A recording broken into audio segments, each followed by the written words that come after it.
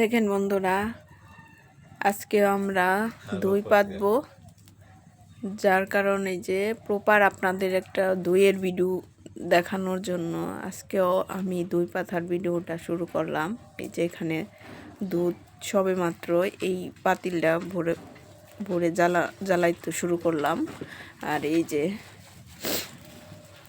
তার সাথে এই যে আমরা মাটির চুলায় করতেছি। মাটির চুলায় দই অনেক ভালো হয়। এখানে চলা আছে আর আমার সাথে কে দুধ জ্বালাইতেছে এই যে দেখেন। এই যে আমি যতক্ষণ ধরে রান্না করে আছি এতক্ষণ এটা আছে। এই যে মুখটা দেখাই।